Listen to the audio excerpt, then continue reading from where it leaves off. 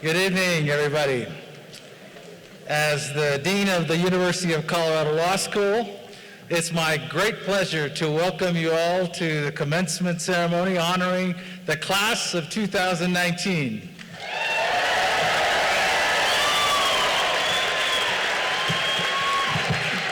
The sun has come out to shine on this class. Now, I've often said I'm a member of this class since we started at Colorado Law at the same time 3 years ago.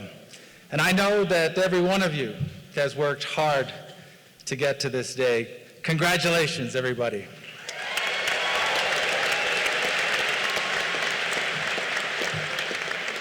At the outset, I'd like to extend a warm welcome to our commencement speaker, Lieutenant Colonel Michael Jensen.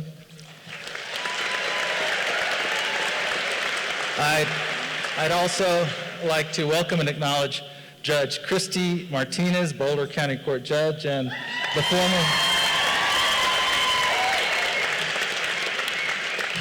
I wanted to mention she's also the former director of the Corey Wise Innocence Project at Colorado Law. Welcome also to Siddhartha Rathod, distinguished alumnus and the chair of the Colorado Law Alumni Board.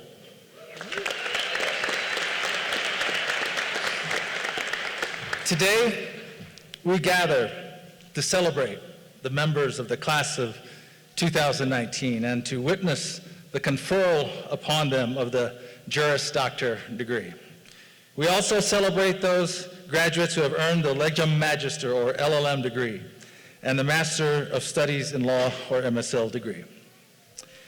We begin this celebration by expressing gratitude to the family and friends of those graduating today. Graduates, you share this celebration with them. Those family and friends who are here and who could not be here, they have supported you and share in this accomplishment. Many of them made sacrifices with you and for you to get to this day. In many cases, those sacrifices have been profound, representing unconditional commitment and hope. In the tradition of many of you, thanks and honor are due as well to your ancestors of previous generations who laid down the foundations of wisdom, inspiration, and opportunity for the path to this day. At this time, I'd like to ask all the family and friends of those present to stand so that the graduates, all the rest of us, can thank you for your contributions. Please stand, all the family and friends.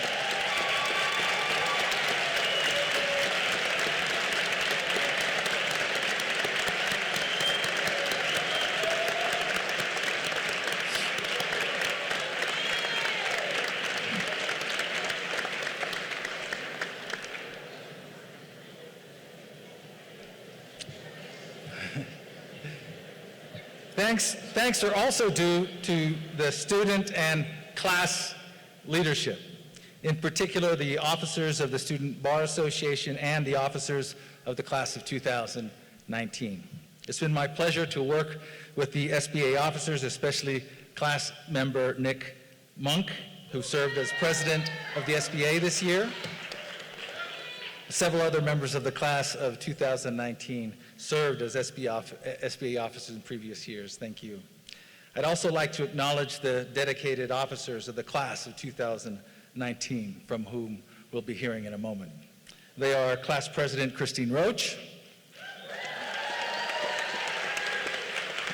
Class Vice President Katie Rivera, Class Secretary Thomas Morales. It's not a contest, really, about the and Class Treasurer Rachel Hammond.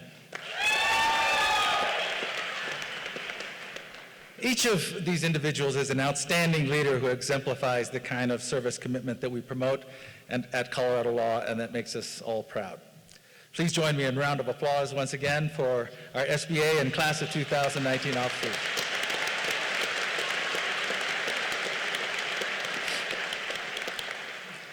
And of course, thanks go to our faculty. Without our distinguished faculty, none of this would be possible.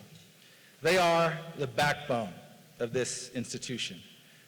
Graduates, for 3 years, they challenged you to think differently, to learn, and to lead. Our faculty members enrich the lives of our students and serve the profession and the larger community in innumerable ways. Their research and scholarship are beacons of wisdom that shine across the legal profession throughout the country and in many cases around the globe. Special recognition goes to Professor Norm Arison and Georgia Briscoe, who are retiring. Thank you both for your outstanding service to the law school.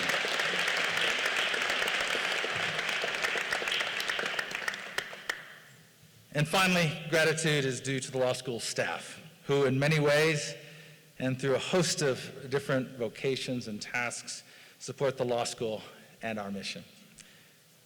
The members of our staff are first-rate. Their dedication and commitment can be seen on a daily basis. Please join me in expressing thanks to the members of the renowned faculty and staff of the University of Colorado Law School.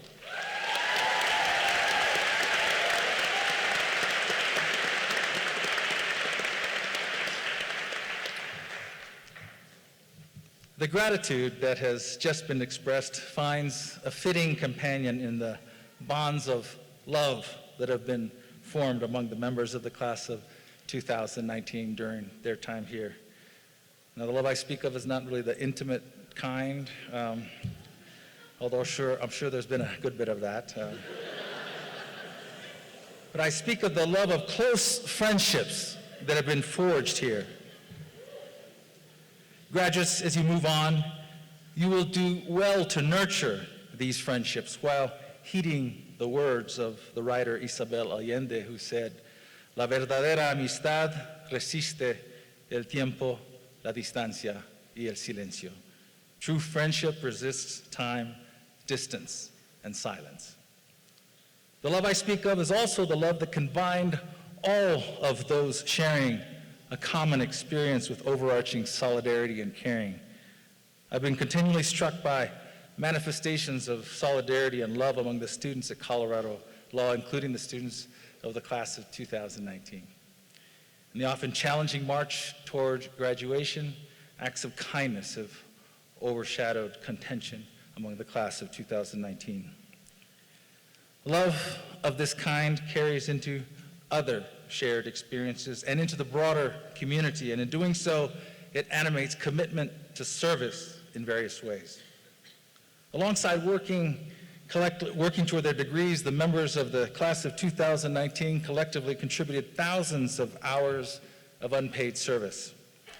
They helped protect historical water rights in the San Luis Valley, assisted low-income taxpayers and members of Colorado's immigrant community, and worked with Maya indigenous communities in Belize to help secure their land rights, to name just a few of the countless service activities of the class of 2019. Graduates, as you go forward in your careers now, I trust that you will continue to act in a spirit of service to the public and the needy, consistent with the values embedded in our profession and wisdom handed down over time. Shawnee Chief Tecumseh said, "Seek to make your life long and its purpose in the service of your people." Many of you will go on to jobs with nonprofit organizations and in government or military service, but not all or even most of you will. In all cases, however, our profession values service for the public good and engaging in pro bono activity. A commitment to service is part of a culture of integrity, professionalism, and ethical behavior to which we aspire, an aspiration that cannot be achieved without also a culture of genuine inclusion of diversity. We live in complex times in which patterns of division, and with them, injustices, are rearing their heads in sometimes unexpected ways.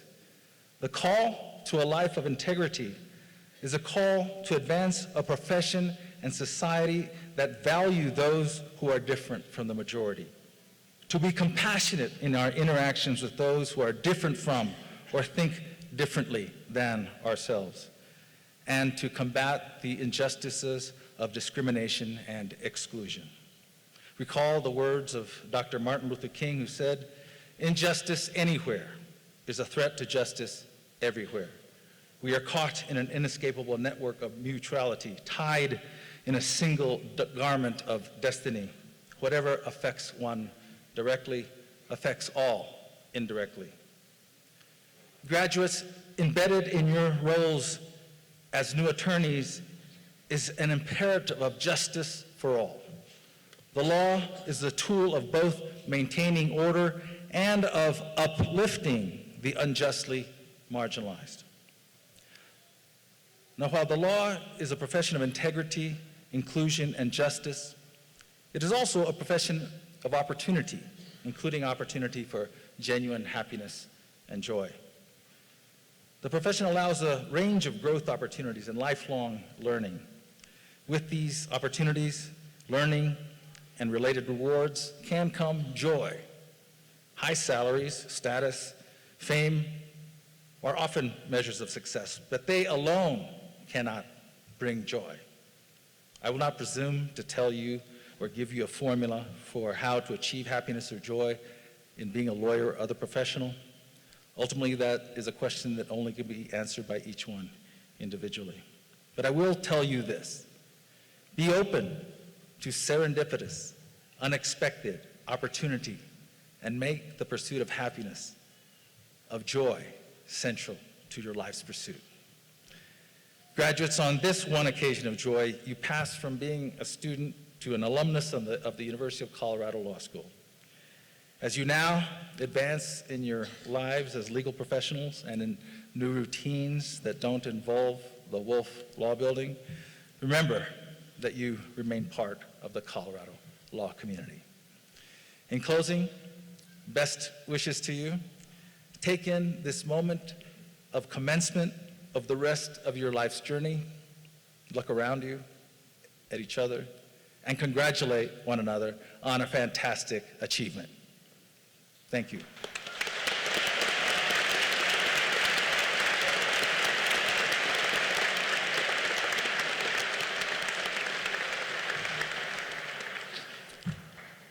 On this occasion, we acknowledge that we find ourselves within the traditional territory of the Arapaho, Ute, and Cheyenne peoples. In doing so, we also celebrate the diversity among us that began with the country's first peoples. It is now my pleasure to introduce the COSAD singers who will offer an honor song for our graduates. The song, called the Children's Appreciation Song, was composed by singer Andy Cozad's late father, Leonard Cozad. The Kiowa lyrics translate: "It's a wonderful day on which my children have made an achievement. They've accomplished something good today." Please all stand for the song.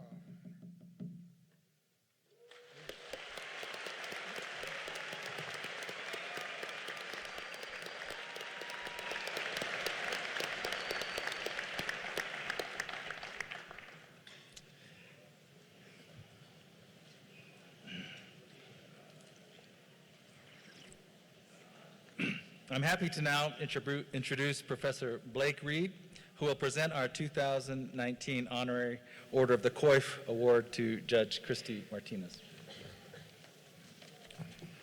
Good evening. Students at Colorado Law work incredibly hard, and walking across this stage today is but a small recognition of their dedication, preparation, and achievement, and of the support they've received from their friends and family. All of our graduates have distinguished themselves in numerous ways that we take pride in recognizing today. And it's my privilege to recognize our graduates who've excelled in the classroom. The practice of law is inextricably intertwined with the development of legal thought and argument through curious exploration of doctrine and respectful, intellectually honest debate. The graduates that we appoint to the Order of the Coif have demonstrated not only a high level of academic excellence, but a commitment to maintaining the intellectual integrity and rigor of the legal profession. Under the Order's constitution, only the top 10% of each graduating class at each law school is eligible for membership. Because grades are not yet finalized, membership in the Order will not be conferred until later in the summer. However, it is our tradition at graduation to confer honorary membership in the Order to a member of our legal community who has exemplified the values of the Order through distinguished practice and will ably represent our graduates that ultimately join the Order. This year, I could not be happier to present that honor to our wonderful colleague, Judge Christy Martinez. Judge Martinez has led a fulfilling career in service of others, overcoming financial, educational, and medical adversity to become a decorated defense attorney for indigent clients at the trial, appellate, and post-conviction stages, and ultimately join the bench as a county court judge in the 20th Judicial District here in Boulder. Along the way, Judge Martinez joined our family at Colorado Law when she became the director of our Corey Wise Innocence Project, where she engaged countless students in securing the freedom of wrongly convicted people. Her passion, enthusiasm, and skillful teaching garnered numerous awards from her colleagues and students and left a long-standing mark on the law school and many of its graduates. Judge Martinez left Colorado Law better than she found it and has taken a humble, hardworking, and community-oriented approach to her career that exemplifies the values that we aim to instill in all of our graduates here at Colorado Law. In celebration of her accomplishments and her commitment to justice for all, we are pleased to confer honorary membership in the Order of the Coif to Judge Christy Martinez.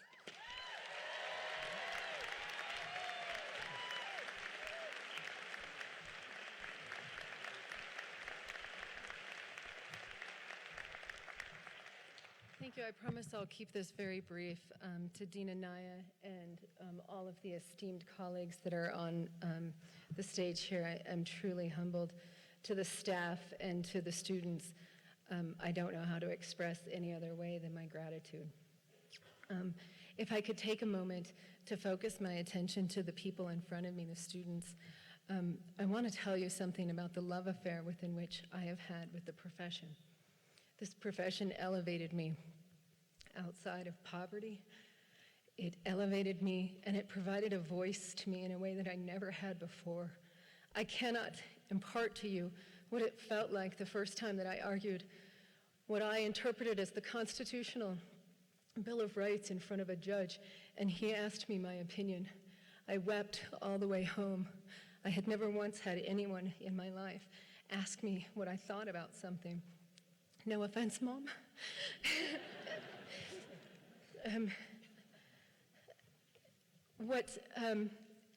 What I really want you to understand is that the profession is not just made up of people that argue the law. The profession is made up of the human beings that walk into the courtroom. It is with that, and you will soon find that you will be befriended. The jokes about lawyers is just simply not true. I have met brave men and women. I have been befriended at times in my life where I lied in a hospital bed and didn't know if I would survive. And it was lawyers that started to walk down the hall to sit by my side. And they came so many times that the flowers went all the way down the hallway. It was lawyers that celebrated every single victory that I had. And it was lawyers, including the lawyers on this stage, that inspired a passion for fairness that I had never had the time to think about. People like Anne England, that I believe is the University of Colorado School of Law's custodian of fair process and advocacy for the indigent. I had the profound privilege of working with her for 3 years, and it shaped me in a way that there's no way I can convey. That's what you are about to be a part of. You are about to be befriended by people like myself and by people on this stage, and we are going to accept you into our family, and we are going to inspire only the very best growth for you, because that's what we want for you, and that's what we want for our profession. We are a group of noble people that have noble principles, and I only want that and the very best for you. If you can't find a mentor, contact me. I'm right there in the county court of the Boulder County Justice Center on 6th and Canyon. I'm there for you, and I owe that to the people that were there for me.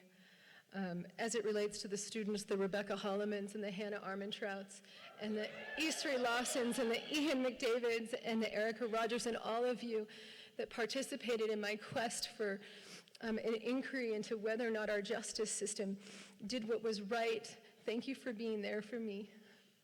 My success is surely yours, and thank you for sharing that with me today. To my mother, who one time when I was so weak I couldn't get up, said, "We get up." My mother taught me to be a woman of substance, and I'm so grateful to you, and happy Mother's Day. To my daughter, I promised I wouldn't carry on, and so let me just say this. Of all of the things that I am the most proud of you, Isabella Martinez, I am the most proud of you because you are brave enough to be kind, and surely there is strength in that. I love you with all my heart, and if this award made you proud of who I am, not of my accomplishments, but who I am as a person, then everything that I've ever gone through in my life was worth it. I love you, and I love all of you. Thank you.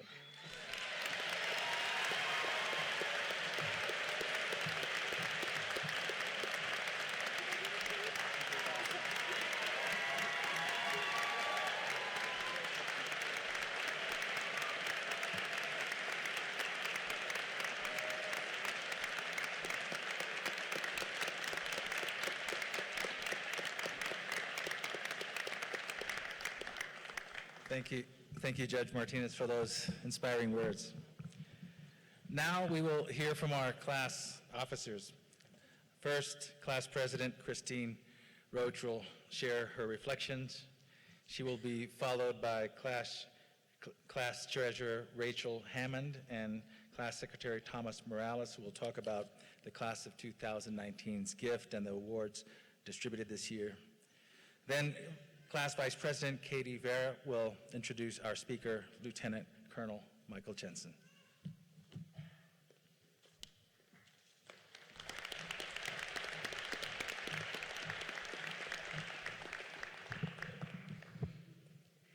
Thank you for that introduction, Dean Anaya. Do you guys remember 3 years ago when we got our acceptance letters? That was like a whole lifetime ago. It certainly was for me. As many of you might know, when I came to law school, I was a military spouse. So in a very real way, that was a completely different life from what law school has been. What some of you might not know is that military spouses are strongly encouraged to invest heavily in the military spouse community. This is so you will have a support system for all the times that you are inevitably alone. What they don't tell you, though, is that there is a code of conduct for military wives. Unfortunately, some members of my community accused me of being out of regulations for wanting to be a lawyer. Because I wanted to be here with you on this day, claiming my JD, a few of the women in my military spouse community treated me with cruelty. They called me unpatriotic. They texted me to say that I must hate my country because rather than be a Spartan wife, the idealized, solid rock woman who waits patiently, children in tow, for her husband to return from deployment, I wanted to pursue a career in the law with my husband by my side. From their perspective, I was robbing the United States of a DoD asset. The fact that my husband had always planned to support me through coming to law school here was of no consequence. To them, I was a villain. They said that by going to law school, I was abandoning my husband, abandoning my marriage, and abandoning my country. But there were others who encouraged me. There were women who applauded my strength for wanting to come here and further myself and get an education and become a lawyer. My husband's teammates thought that this law school plan was dope. Some people, some of the wives, didn't care. They liked me for who I was. Mill spouse, future law student, tall, gangly thing, weirdo who invites people over to watch documentaries, whatever. Christine was enough, and they just liked me for who I was. I am so sure that many of you, probably all of you, could tell a similar story. There have been people in your life who were obstacles, people who got in your way, people who said you couldn't do it, maybe said you shouldn't do it, said you shouldn't be here. But you've also, probably all of you, had people that accepted you, pushed you, helped you to get into law school, to get through law school, to pass all of your exams and be sitting in this seat right now. So here we all are, and we've all got stories. Our stories are beautiful, tragic, infuriating, and inspiring. For me, these last 3 years have been a roller coaster. During 1L year, my husband deployed. It was awful, but it also wasn't awful because I was doing it with you guys. As bad as that year was, I was surrounded by 169 brilliant minds, 169 respectful souls, 169 people who had dreams of making their mark on this world.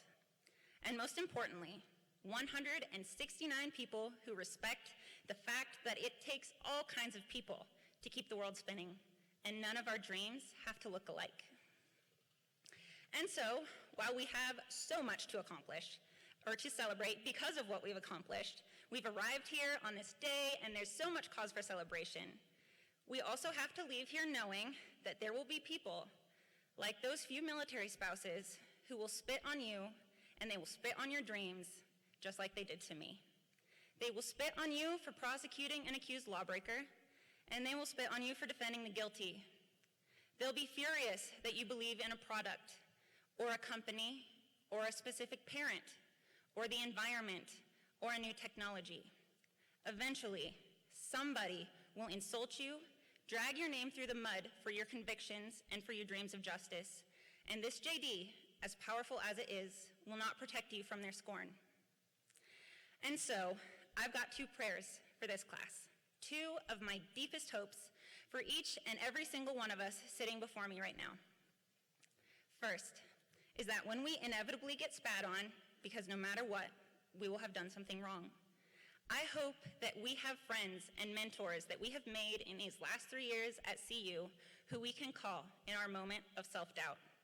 Someone that we can call on to pick us up, wipe that spit off our face, comb back our hair, tell us that they believe in our dreams too. Someone who will turn us around, give us that metaphorical smack on the butt, and tell us to get back in the game.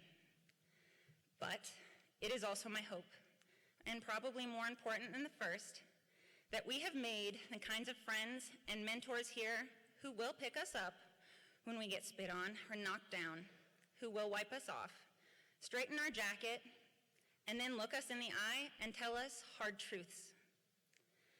Tell us that we deserved it. Tell us that we messed up. The kind of friend who will tell us when we are wrong. But it is my hope, too, that this friend is the kind of person who will tell us to get it together, but stand beside us and help us to make it happen. We've learned so much about the law in the last 3 years, but we've probably learned more about ourselves. We definitely didn't learn nearly enough about either to go out and be great lawyers tomorrow. So I hope that as we leave here today, we celebrate and we revel in our accomplishments because we've come so far. But it's not just how far we've come. It's how equipped we are to go even further, especially when we stand by each other and push each other along. Congratulations, guys. We did it. Here's to the class of 2019.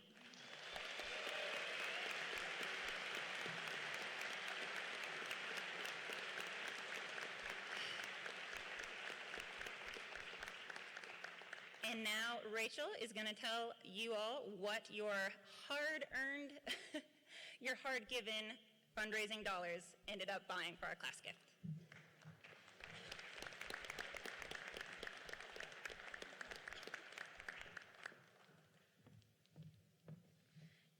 Thank you, Christine, for that inspiring speech. By popular vote, our class gift are Very desks installed in the library with accompanying monitors to allow for sit-stand capability while studying. Additionally, with the leftover change, we will be donating $300 to LRAP. I'd now like to introduce Thomas Morales, our secretary, who will be talking about student and faculty awards.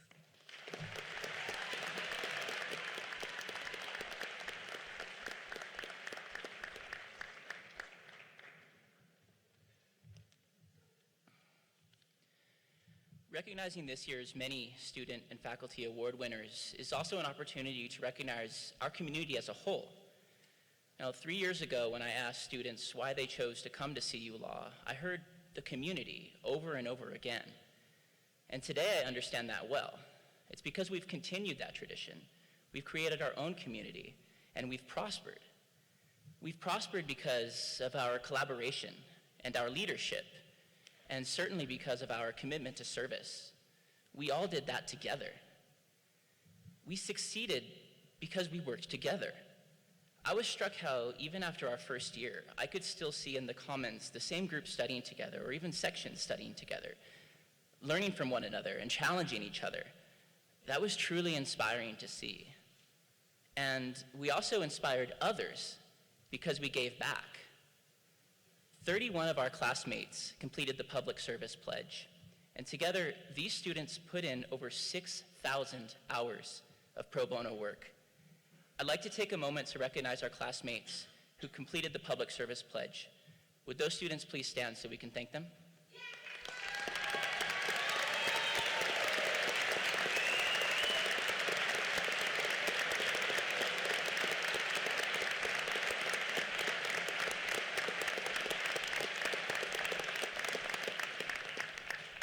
Thank you for your service. And there are also several students who stood out for their individual contributions to the classroom, to clinical work, to leadership in student groups, and so much more.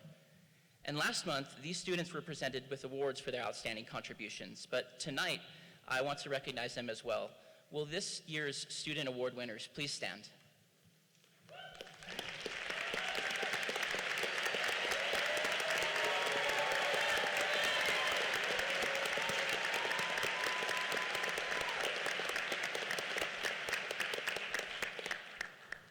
Thank you for your contribution to our community. I'd also like to recognize Professor Pideaux, Professor Bloom, and Coordinator Jackie Cohn, recipients of this year's Faculty and Staff Awards. Can we thank them, please?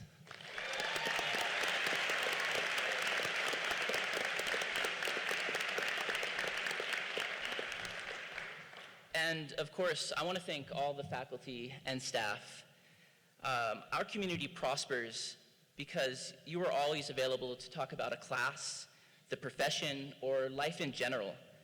Every student I know has on more than one occasion turned to you for motivation, and we truly could not have done this without you. Thank you.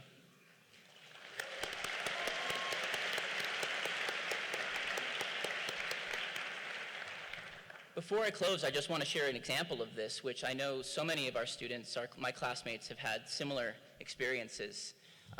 My first semester, like all of us, I was feeling the pressure of finals. I'd bombed Professor Bloom's midterm, and I went to talk to him about it. We talked about how I can improve my test-taking skills, yes, but we also talked about how this pressure and this stress wouldn't last, how no matter how hard law school could get, there was one guarantee: it would end. He was trying to tell me that the stress and the pressure were temporary, and he was right about that. It did get better. But he was also telling me to enjoy my time here And I did. I did that because of my classmates, because of the faculty and staff, because of everyone here. That's the community that we made. And I'm sure that community will last after we become attorneys and start our careers. And I want to thank you for that. And now please welcome our class vice president, Katie Vera.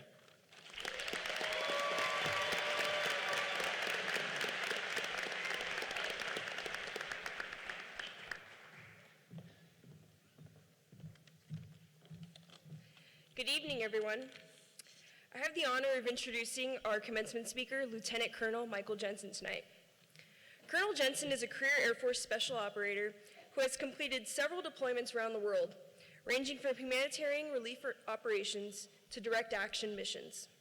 He graduated from the United States Air Force Academy in Colorado Springs with degrees in business and law, and has since earned 3 master's degrees over the course of his career.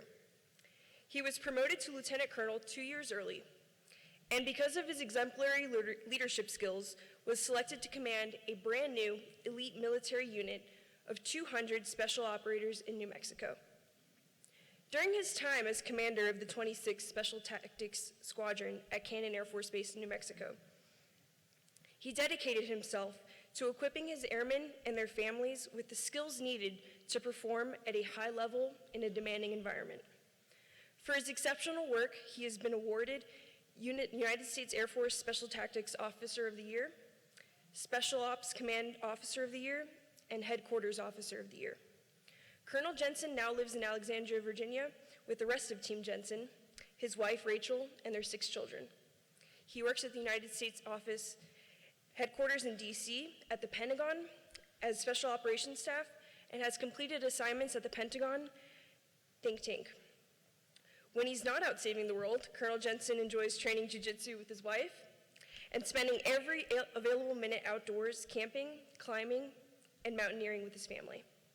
Colonel Jensen is the recipient of a Bronze Star Medal, a Combat Action Medal, and meritorious service medals for his heroic work. His accolades are innumerable, and it is an honor to have him with us tonight. Please join me in welcoming Lieutenant Colonel Michael Jensen.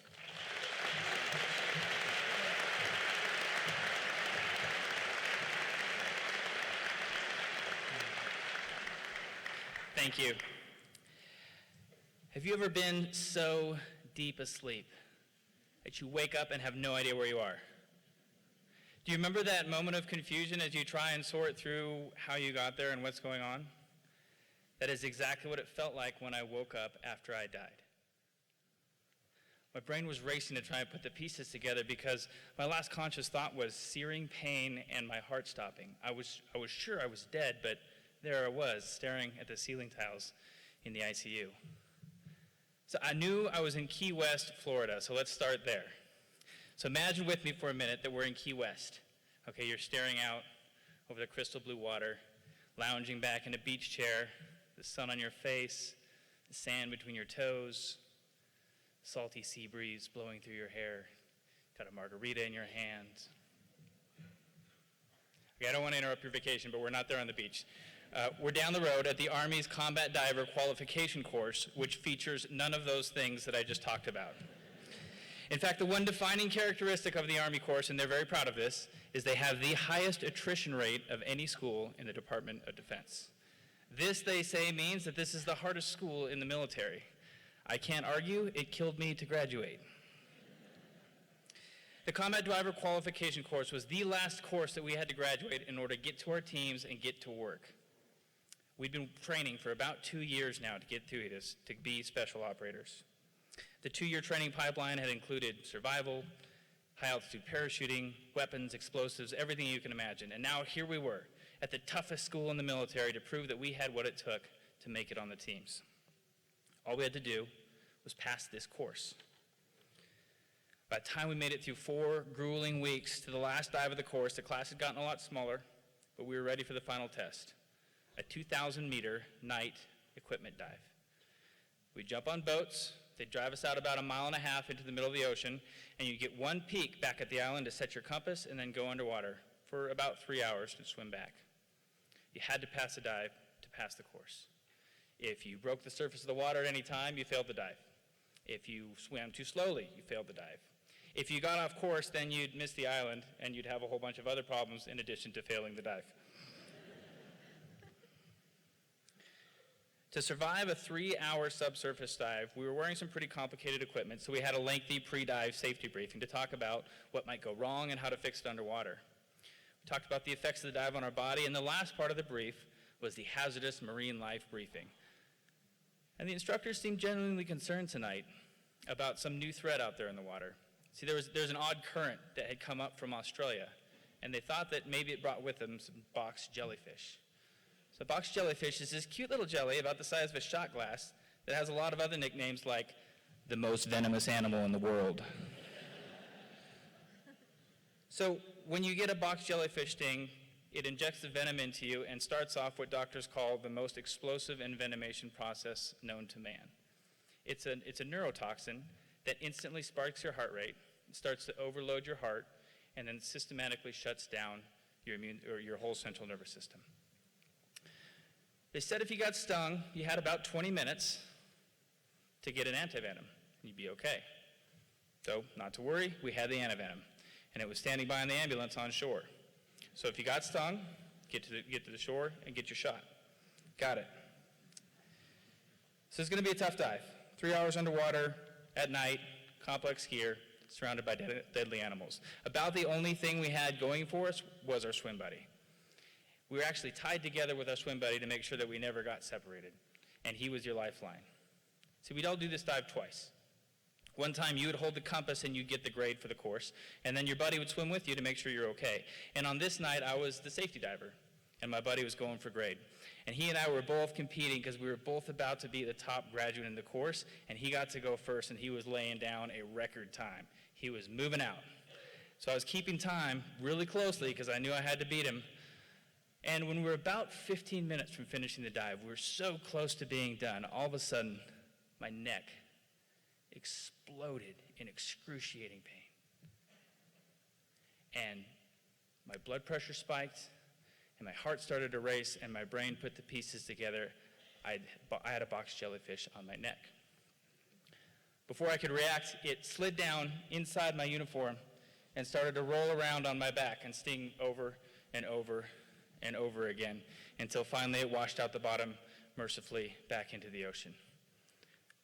My first thought was to bolt to the surface and get help, but I thought through my options first. See, I was the safety diver, and if I went to the surface, I would pull my buddy with me, and he'd fail the dive. He'd probably fail the course and never be an operator. But I only had 15 minutes less, and they said I had 20, so if I just kept swimming, I could get to the beach and I'd have 5 extra minutes to go saunter over the ambulance and get my shot, and I'd be okay. So I decided to keep swimming.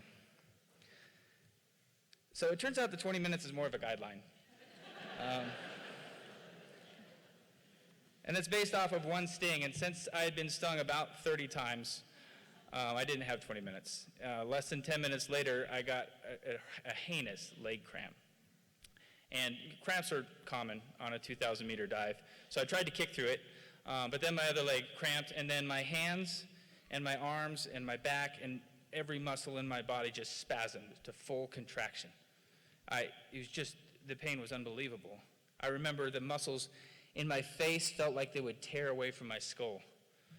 All of my muscles were fully tensed, even my diaphragm. I couldn't breathe, in or out. And I felt my heart rate start to skyrocket and flutter as my consciousness started to flicker. My buddy got to the end of the buddy line and jerked, and then he jerked it a couple more times, like, hey man, keep up, and got tired of dragging me through the water eventually, then came back and found me underwater in the pitch black, and there I was, just this ball of tensed up, convulsing muscle. I remember breaking the surface of the water, and I could see the lights of the safety boat, and then it faded to black. I found out later that they pulled me out of the water onto the boat and filled me full of Valium to get my muscles to all relax so they could start to do CPR on me to get me back to the shore. I got back to the shore, to the ambulance, I got the antivenom, and they eventually got my heart started again. And then I woke up a day later in the ICU. And the lesson to take away from this story is not to try to beat the box jellyfish. That doesn't work. I tried it. But as a young leader, there's this awareness emerging that decision that I had made there to put my teammate ahead of myself, to put his success ahead of my safety, to start to absorb that risk and pain and push him across the finish line, that was leadership. And it was dangerous. So I was operating under the assumptions that great leaders would win, right? They'd succeed, that they would come to the other side okay and lead their team to victory, but great leaders don't always win. Sometimes they die. And maybe this leadership thing was going to be a lot more about personal sacrifice than individual success. This experience turned what I thought about leadership on its head. It happened right at the beginning of my career and set a different course for me. I want to share this with you now, as you're right on the cusp of launching your careers. Because I believe this is a room full of leaders. And I arrived at that conclusion for several reasons. First, as I studied distinguished alumni, I found an extraordinary list of accomplished lawyers. I mean, the path that begins at this stage has led people to the Supreme Court, governor's mansions, C-suites, and unlocked incredible opportunities in public service. You walk across this stage today with a new title and a new identity. I know there's one more test to go, but you guys are going to crush it. We believe in you. But you'll have a new place in American culture. Aside from, being the brunt of an endless procession of bad lawyer jokes, we'll also increasingly turn to you for leadership. Our country historically turns to two professions more than any other when we look for leaders, veterans and lawyers. As I did my research for this talk, I was surprised at how many parallels I found between the legal profession and the military profession. We're both part of small, very carefully selected tribes. The American Bar Association reported last year that there were 1.3 million active practicing lawyers in the United States. That same year, there were 1.3 million active duty service members in the Department of Defense. So when you combine active duty military and active lawyers, you're talking about less than 0.5% of the United States population. But those people are massively overrepresented in leadership. For instance, in the business world,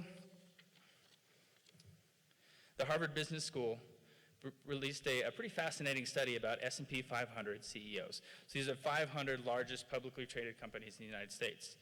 Of those chief executives, 46 were law school grads, 59 were veterans. So this 0.4% of the population is producing 21% of the top business leaders in America. That's extraordinary. If you look at politics, you look back at the 45 presidents of the United States, 31 had military experience, 26 were lawyers, 16 were both. Now, I offer those stats to you just to drive home the point that we expect leadership out of lawyers, but leadership is so much more than a title and a position. You'll find yourself in leadership sooner than you think. Stanley McChrystal, in his excellent book, Leaders, Myth and Reality, notes that the single, irrefutable definition of a leader is someone whom people follow. He makes the point that we choose leaders for one of two reasons. We hope they can take us someplace that we can't get on our own, or protect us from something that we can't defend against. We hope they can lead us someplace we can't get on our own, or defend us against something we can't protect against. I can't tell you what your work as a lawyer will be like, but it seems to me that people will come to you for hope or fear, and you will lead them through some of the most difficult and transformative parts of their lives.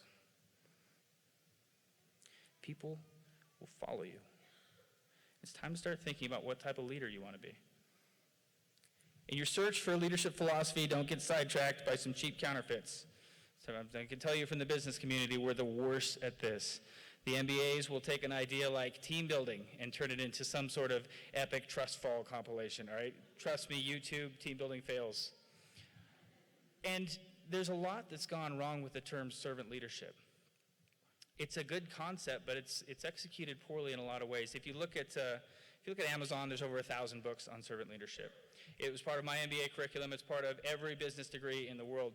Cornell even has a servant leader certificate that you can go back and get just in case you got your MBA before servant leadership was trending. And some people use this like it's a trick, like it's a hack to trick people into doing what you want them to do.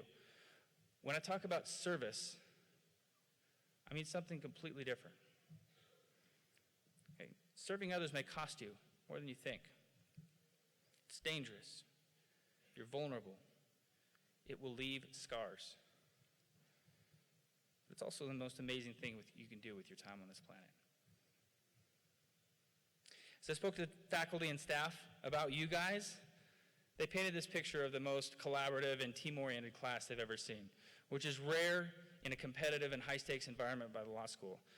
And we heard today about all the service that you've done and all the pro bono work. You guys get it. And I want to encourage you to continue after that as you go out into the world. My belief in the value of service is only strengthened throughout my experience as a leader in special operations.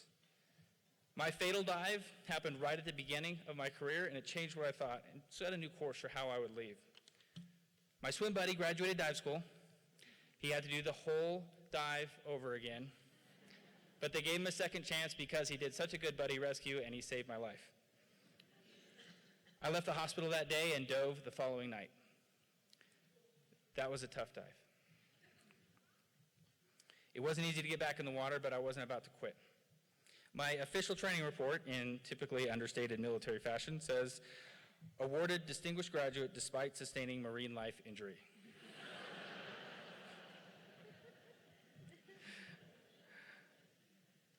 Over the past 18 years, I've become increasingly convinced of the power of serving others. I've seen individuals pull off the unimaginable when they choose to put others before themselves. Individuals like my good friend Rob Gutierrez. One day Rob and his 15-man team found themselves surrounded by 250 enemy. There was gunfire and rockets and grenades coming in from all directions. Rob's job that day was to link the team to the Air Force and call in airstrikes if they needed him, and that day they needed him. The only way anyone would survive is if Rob did his job perfectly. As the firefight continued, Rob jumped from cover to cover to try and get eyes on the enemy and call in airstrikes. Suddenly, he felt a bullet tear through his chest. It broke his ribs, pierced his lung, and tore a hole out of his back the size of a softball. The medic was right there with him and tried to stop. He said, "Rob, you need to take off your radio, take off your gear. You need medical help now." And Rob refused. He said, "If I stop, the enemy will overrun you, and then everybody's gone. I have to keep doing my job." He made a choice, my life for the team. The hole in his lung was filling his abdomen with air until he couldn't breathe. It was crushing his other lung. To keep him talking, the medic had to stab a needle through his ribs to let the air pressure out so that he could continue to talk on the radio. And he continued to call in airstrike after airstrike flawlessly, up to 30 feet away from where he was standing, to keep the enemy away from his team. When the gunfire died down, the fight wasn't over. They still had to walk out over a mile through the mountains. Rob, with one lung, still on the radio, and he guided the helicopter into land, and they pulled out the team. The entire team, every single operator, made it home and back to their families because of Rob's choice. Rob collapsed onto the helicopter. He'd lost over half the blood and got the medical care he needed that barely saved his life. That's leadership. He chose service for self. What would you die for? What do you live for? When we put on the uniform, we swear our lives to service before self. Personally, I choose to serve God and my family, my country, and my teammates. You all came to Boulder to invest your time, talent, and your treasure with a purpose in mind. And on your way to accomplishing that purpose, never forget that you have a special responsibility now as a leader. And if you can start to see that leadership as the other side of service, you can accomplish the unimaginable. If you want to accomplish something that matters, if you want to make a lasting difference, look past yourself and serve. Service ultimately means discounting our lives and transferring that value to others. So if you want to lead well, start by dying. Die to yourself. Kill off your selfish ambition. and serve. There is no greater love than to give up your life for your friends. That's the kind of love that changes the world. So when you leave here today, get out there and leave well. Congratulations.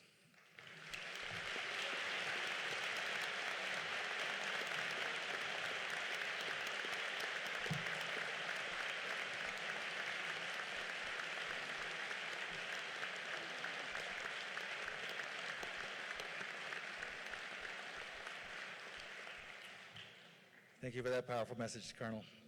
And now, members of the class of 2019, we will have the conferring of the degrees for which you've worked so hard. And also, the symbolic presentation of diplomas. They will come eventually, I promise. To symbolize the conferral of the degree, each graduate will be hooded. The hood's purple velvet represents the study of law, and the silver and gold represent the University of Colorado at Boulder. Chosen by the class of 2019 for the honor of hooding the graduates, Professors Sharon Jacobs, Helen Norton, and Scott Skinner-Thompson will place hoods on each of the LLM and JD graduates. Professors Amy Bauer and Melanie Kay will hood the MSL graduates. Senior Assistant Dean of Students, Whiting Leary, will read the graduates' names, and Registrar Shannon Foley will assist me in presenting the diplomas. Now it's time, please. Yeah. That's your cue.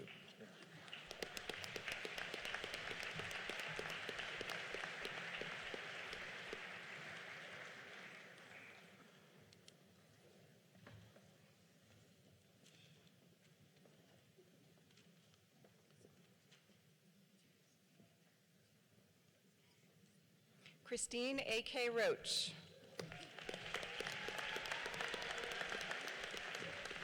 Catherine J. Vera. Thomas A. Morales. Rachel Lee Four Hammond. Nicholas D. Monk.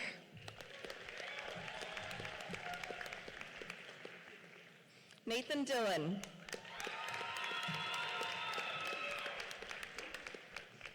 Alana K. Martin. Ethan Patrick Tackett.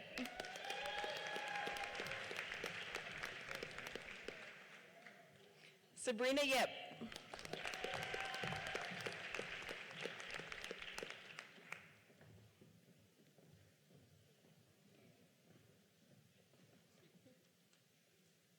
Julie Paula Campino Gomez.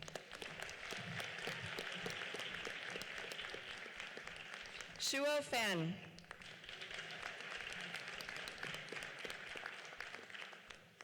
Maria Alejandra Gomez Duque.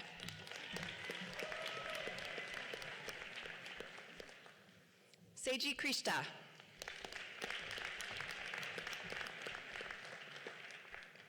Javed Laknahor.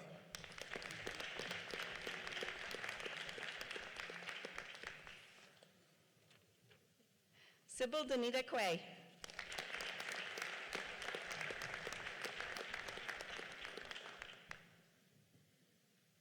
Maria Paula Gomes Vernick.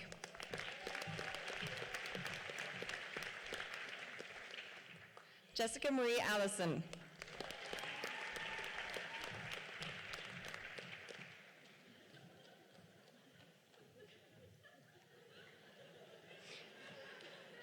Emily L. Anderson.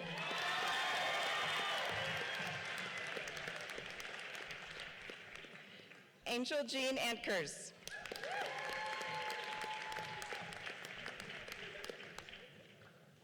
Judith Araujo.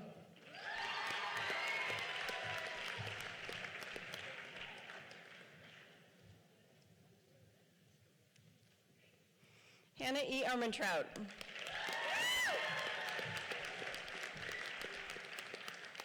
Mariah R. Arnold.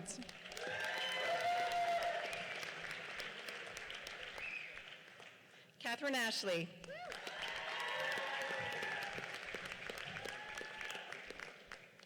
Omid M. Azmude.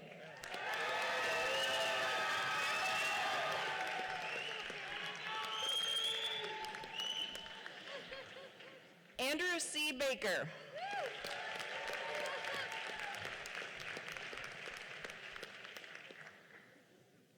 AJ Barber.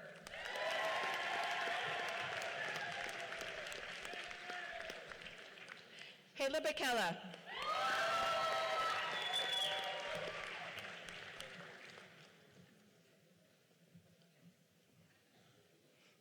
Trevor Jonathan Burbick.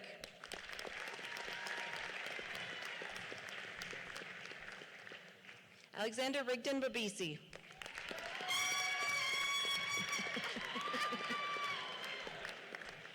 Alan Joseph Pickings.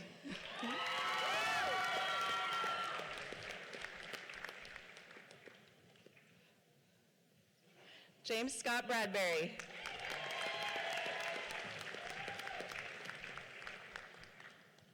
Heather Elaine Buchanan.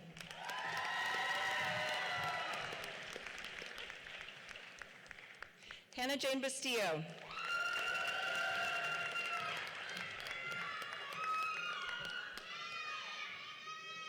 Emily Kaditz.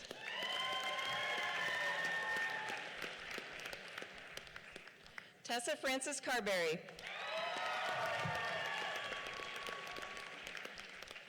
Hannah Caroline Carter.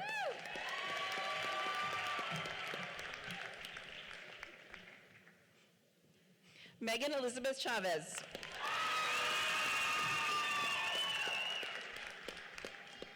Daniel P. Chavez Sweeney.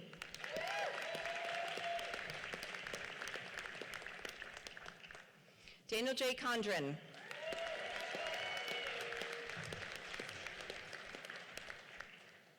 Quinn N. Conzemius.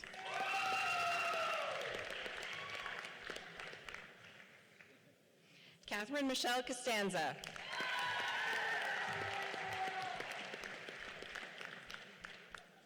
Joseph C. DeAngelis.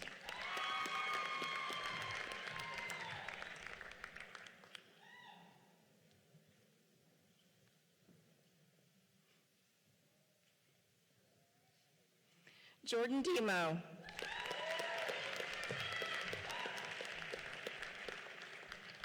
Dominique Dinalo.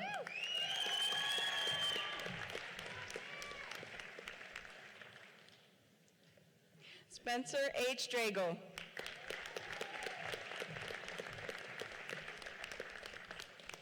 Emily Dreiling.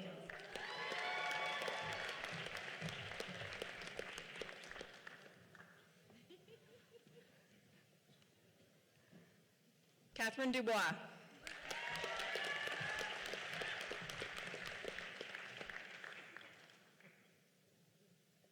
Sarah E. Dunn.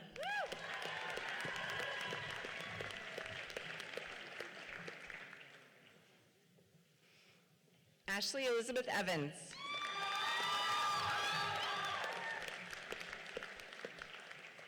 Jason A. Fisher.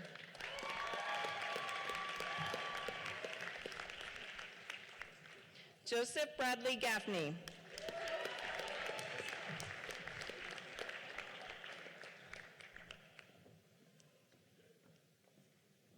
Sophia Chalfant Gallier.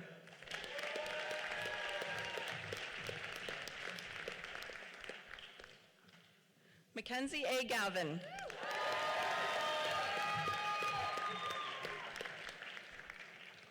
Michael P. Gannon.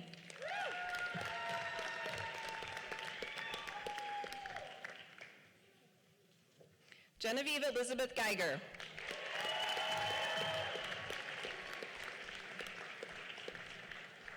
Alexander B. Gibson.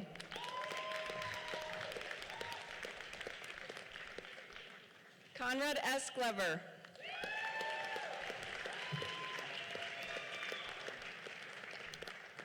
Allison P. Gordon.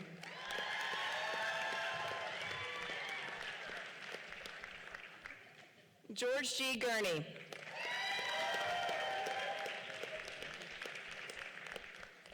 Hillary Amanda Hammond.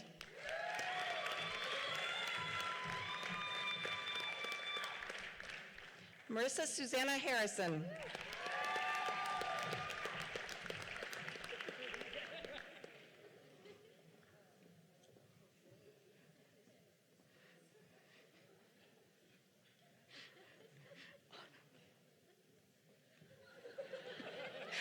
Autumn Renee Hartman.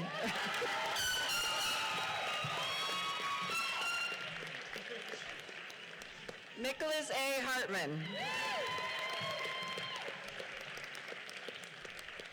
Meredith N. Healy.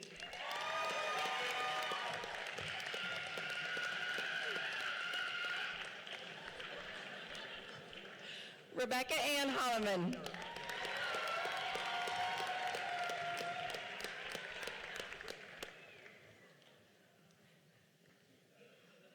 Whitney J. House.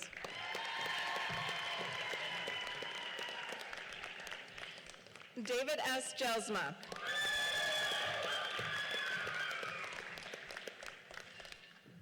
Emma K. Johnston.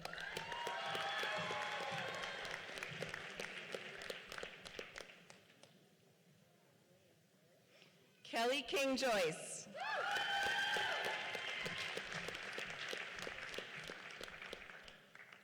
Zach D. Ketchmer.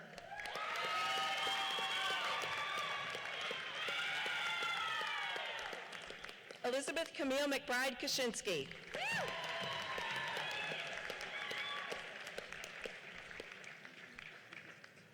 Claire Catherine Guma Keneally.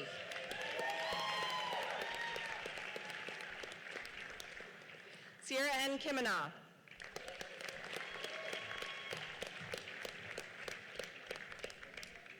James Allen Kin.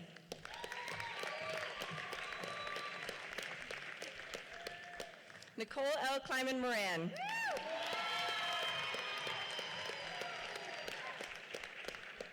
Zachary A. Knight.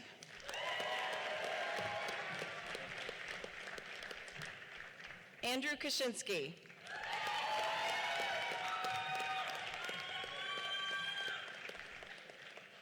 Jonathan Wesley Kuhlman.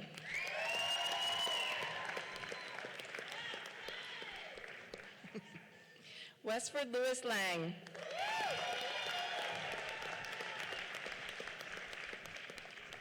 Lindsay K. Lida.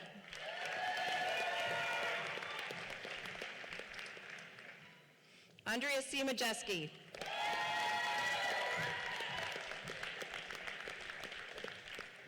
Kelsey C. Madden.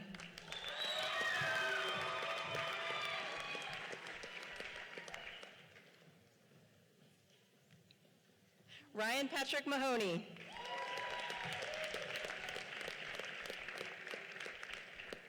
Matthew R. Martinez.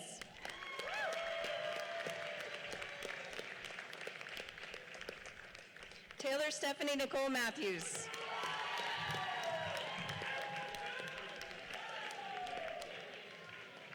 Robert Thomas McCary.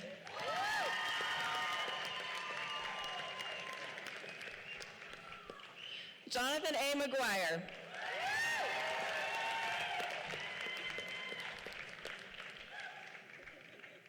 Julian Kelly McLinden III.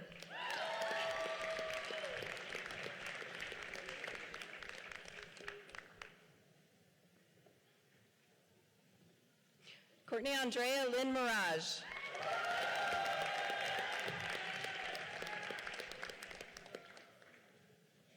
Susan K. Miller.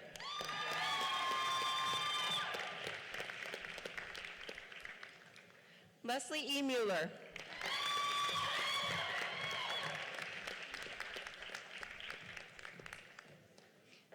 Zachary R. Mueller.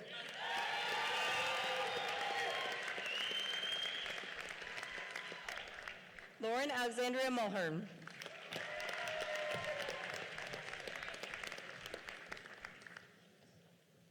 Joshua Benjamin Naftalin.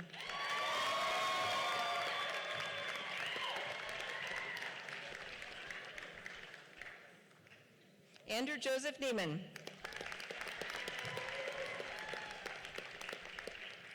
Zachary Ryan New.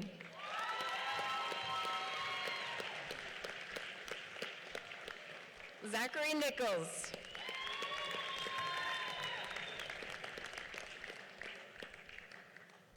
Ori Neumann.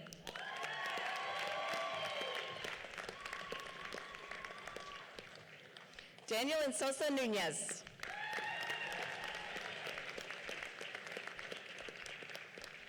Shane P. O'Connor.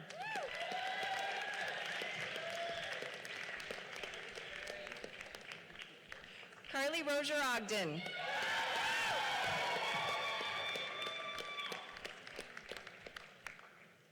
Helen O.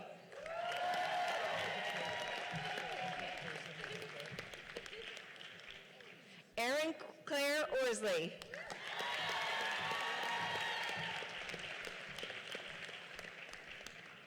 Adeline B. Parham.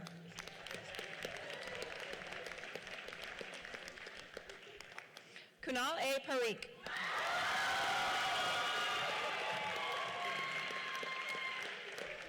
Leah Kime Parsons.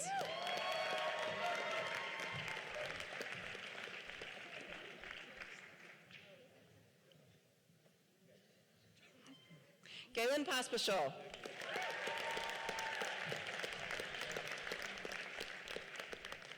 Kurt S. Prang.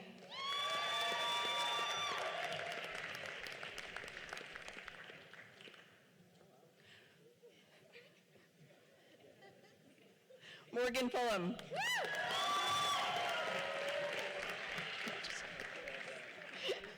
Eduardo Ramirez.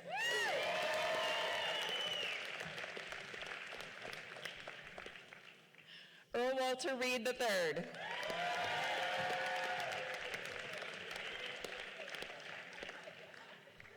Jessica Reed Baum.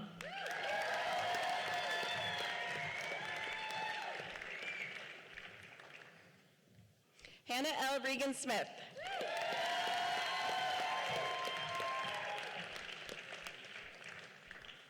Daniela L. Reichelstein.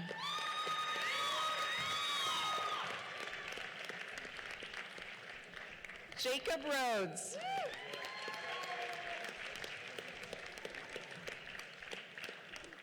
Katie Jean Saunders.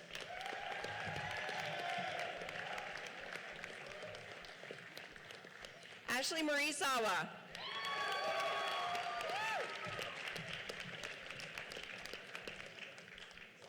Gina Lee Sparbaro.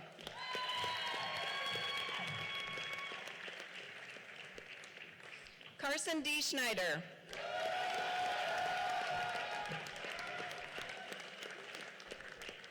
John Shoppert.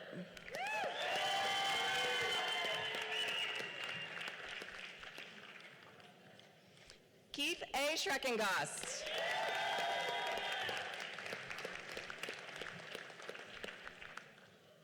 Damian Dean Shanks.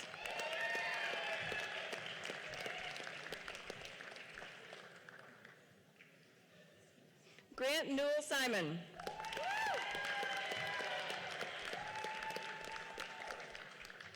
Matthew A. Simonson.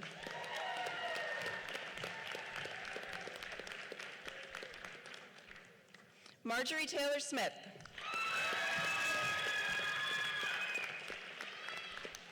Sandra Sock.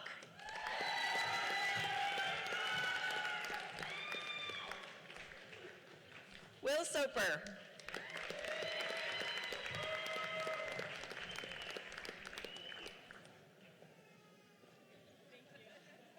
Kate Stover.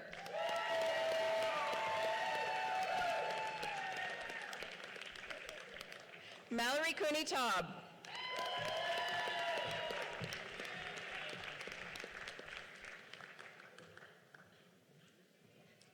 Sydney Marie Teague.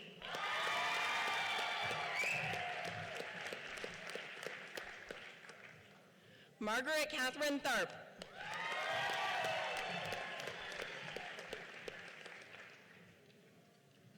Ryan John Thompson.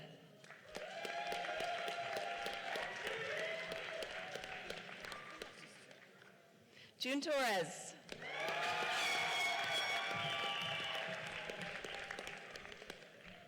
Jordan T. Vogel.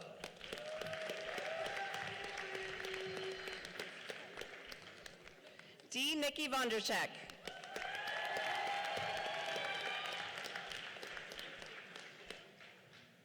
Tiffany Tien Vu.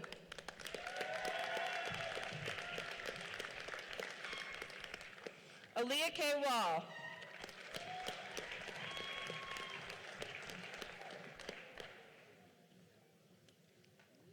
Frank Gardner Walter.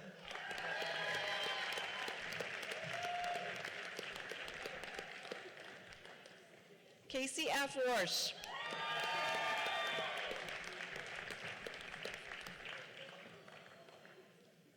Marissa Carden Weber.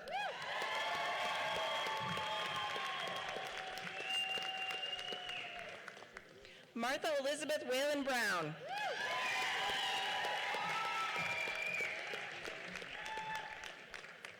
Sierra E. White.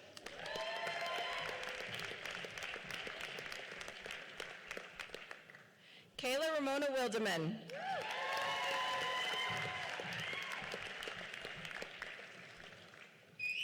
Deshauna Kiker Sasweta.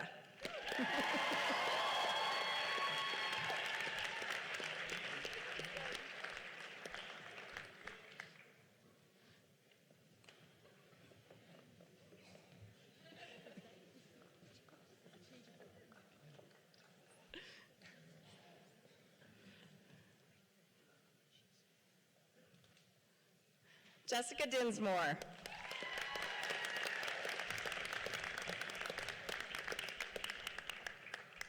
Bailey Ezernak.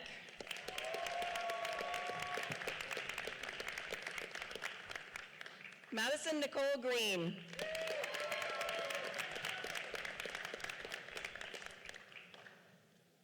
Eleonora Hunanyan.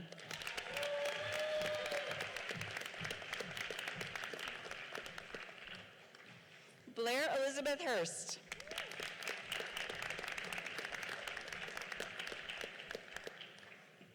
Marin Grace Rosenbach.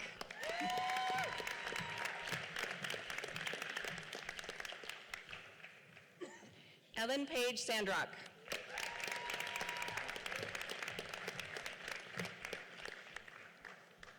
Dalton Villette.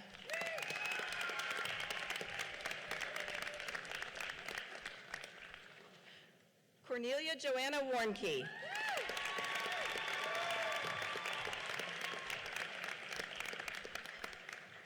Next, I will mention several students who also are graduating and who are with us in spirit, but who are out of state and unable to join us in person.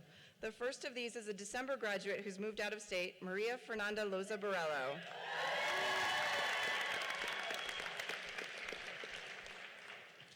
The following graduates are traveling with the Law of the River Field Seminar. Colleen C. Adams. Rachel L. Calvert. Giancarlo Camilleri. Eric Dude. Austin Flanagan. Marissa J. Hazel. Claire E. Gerald. Emma Kaplan. Shelby Krantz. Jenna E. Lewis. Gregor A. McGregor. Rebecca L. McCreary. And Catherine R. Struthers.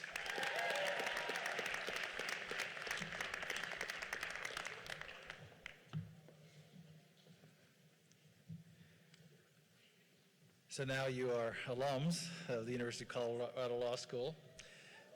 Congratulations.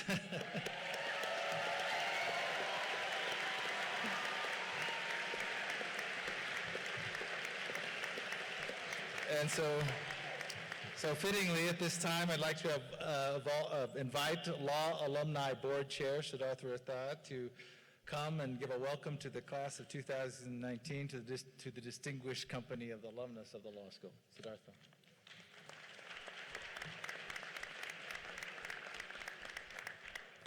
Good evening. My name is Siddharth Rathod. I graduated in 2007, and I am honored to serve as the chair of the Law Alumni Board.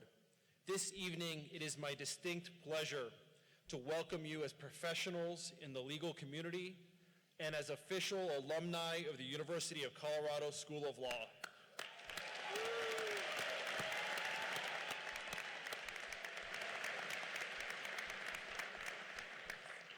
You now join the ranks of 8,500 fellow graduates of this fine law school.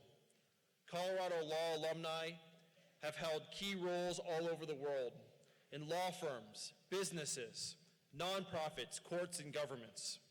They make a difference, and they are a resource for you. As alumni, we share a common experience, and I encourage you to keep in touch with our law school. We are proud of your accomplishments, and the law school is invested in your future success. I also invite you to continue to engage with your alma mater by attending alumni events, getting active in the Law Alumni Board, sharing your story with future students, taking continuing legal education offerings at the law school, and assisting us in providing world-class education to the future generations of the lawyers to come. Know your relationship with Colorado law lasts a lifetime. Congratulations and welcome to the Colorado Law Alumni family.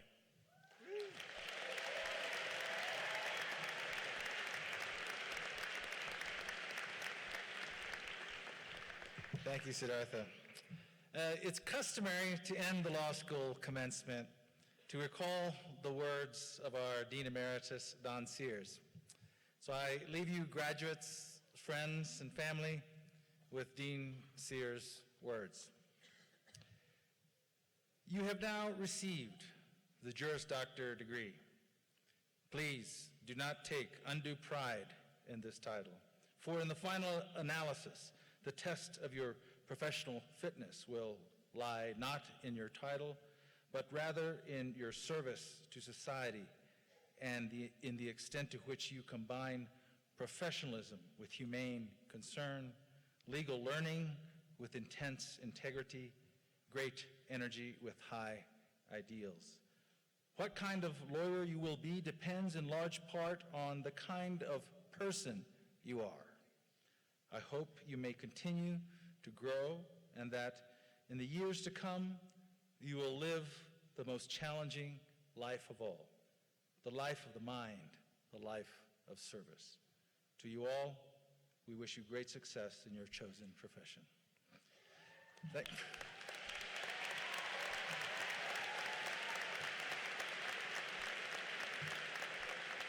you all. Thank you all for attending the celebration of the University of Colorado Law School class of 2019. Guests, please remain seated as the faculty and the graduates leave the auditorium. Graduates, you can return to the Wolf Law Building to receive a gift, and please return your regalia. Do not take it with you. And all of you are welcome to accompany them. And if you'd like a ride back to the law school, buses are waiting outside. So once again, congratulations, class of 2019. We stand adjourned.